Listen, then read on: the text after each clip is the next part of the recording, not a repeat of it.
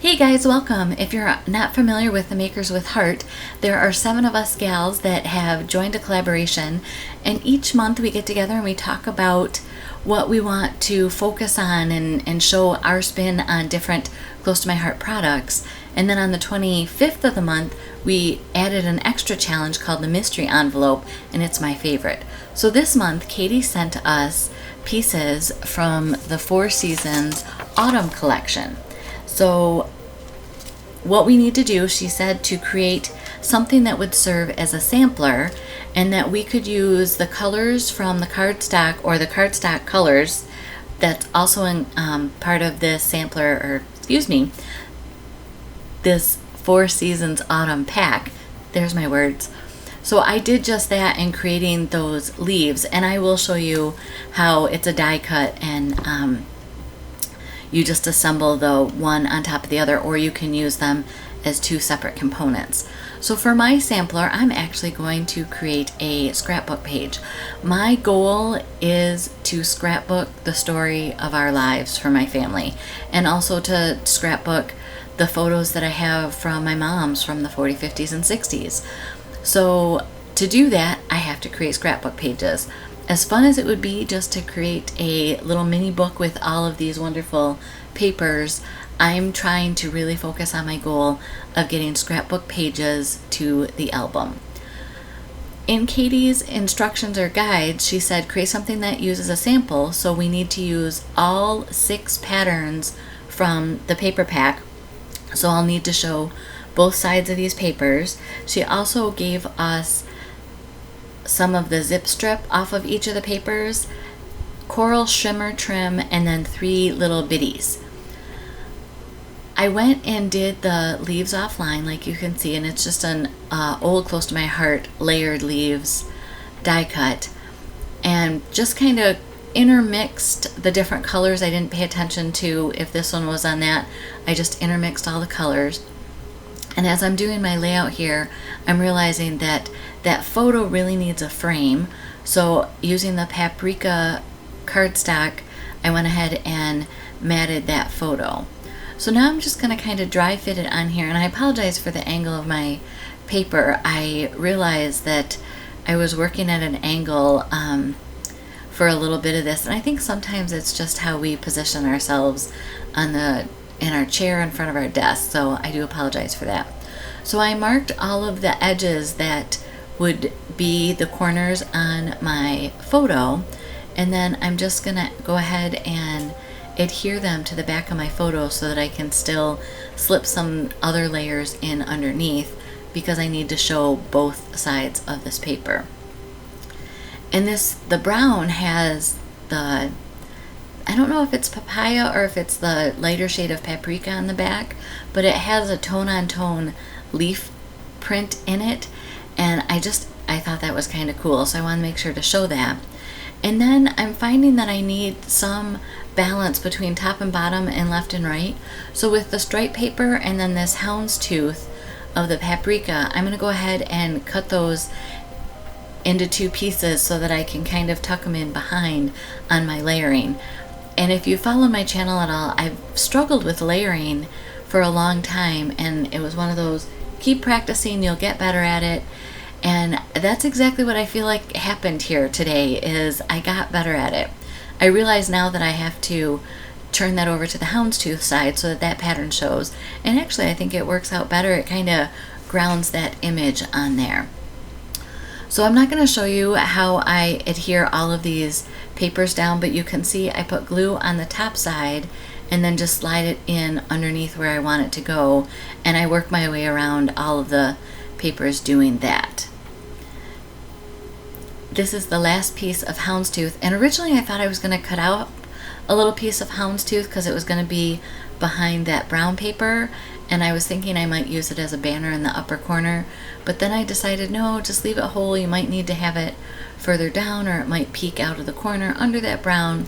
Grabbed my T-square ruler to make sure that from one side to the other they look squared up, and then I realized my stripe paper was not, so I had to loosen up some of those papers just to allow me to move them and get that all on there correctly.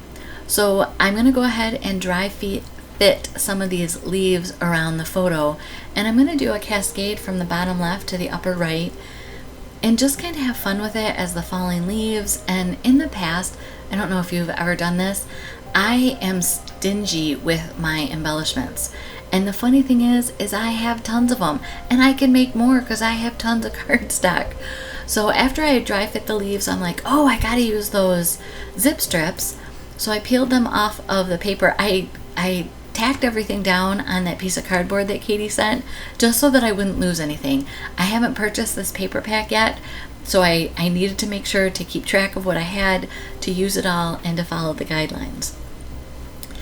I really like kind of those banners above and below the photos, and the funny thing is if I was doing this with the paper pack, I probably would have made those uniform, and yet I like that they're two different patterns here, and I'm going to get some uniformity, I'm going to get some cohesion, I'll use that word, and using the third zip strip and just kind of overlaying it on the photo and on the zip strip that I put in there. So again, if you have old paper packs that you love but you don't have what you think are enough of it to really do a cohesive layout, just find one element that you can carry over and help bring it through, and you'll be surprised at least I'm always surprised at what I can accomplish with just a few pieces of paper. So again, I'm just kind of tacking these down. I do go back before I put these in my album and make sure that everything is adhered fully and it's not going to fall out over the years. So please don't worry about that. Just for now, I know that I sometimes change my mind, or after I see it or walk back into it the next morning, it's like, oh, this didn't work for me, I want to change that up. So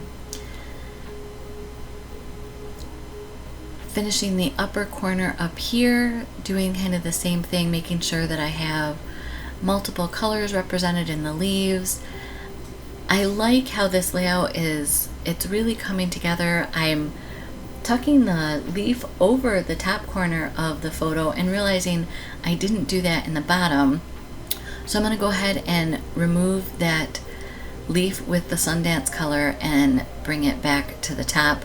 Just again, balance on the page. In the past, at this point, I would be done, but Katie sent us this coral shimmer trim, so I grabbed my Crocodile, and sorry, for a minute I was off camera and then I realized, no, you need to show them what you're doing here. So I'm using the small circle punch and punching out a bunch of shimmer dots, and then I use the big size as well, and you will see those later on off camera. I punched all those out and put them on a acrylic block without the plastic paper on them so that they're ready to adhere. And then I grab my shimmer brush. Again, I can only use the colors that are in this autumn paper pack, so that leaves me for, what is it? Paprika, papaya, mocha, toffee, shortbread, Sundance. I think those are the 6 that are included in the cardstock colors. So here is the papaya or paprika. Oh no, this one's Sundance shimmer brush. And I liked that it gave more of the big dots, and I just want one more big dot right there by that leaf, and it didn't want to cooperate, so I got a whole bunch of little ones. And now I'm going in with the paprika shimmer brush, and I'm making sure to get some on my leaves as well. And you can see that I changed which direction I'm tapping that shimmer brush pen. So on the bottom, I'm tapping from the top to make them splatter down to the bottom, and at the top I was splashing it from the bottom to make it splatter off the top. So here I'm showing you the 3 little bitty brads that Katie sent us, and I decided I better clean off my multi-purpose mat so that I didn't accidentally run my layout through any of the shimmer brush splatters that hadn't dried yet. And I put those down in a line, and that'll mark my journaling later. And now I'm going to go ahead, and because these are all ready to go, I don't even have to think about stopping and peeling off the back paper. They're all ready to go. You just pick them up with your piercing tool off the block and can put them wherever you want. And I really feel like I have kind of crossed a barrier in that I will use lots of embellishments. I will put them on top of embellishments. And I don't know if that's something that you've ever struggled with, but for me, it's a big deal, and I'm kind of proud of myself. I love how this layout turned out. I'm so glad that Katie said, you know, make this a sampler of these papers and colors. I don't think, like I said, if I were doing the layout with the paper pack that I would have done this, and I absolutely love how this turns out. I'll finish up with the last few punched shimmer trim that I have here. I did 9 of the big circles and then 27 of the tinier circles, and just, it was fun. So you can see here all of the splatters on there, the different zip strips, and all the papers with those leaves. Here's how you can connect with me. Be sure to go into the description of this video and check out all of the other Makers with Heart and what they created with our mystery envelope. Be sure to give them some thumbs up, and if you haven't subscribed to their channels, do that. It's a fun team. Blessings.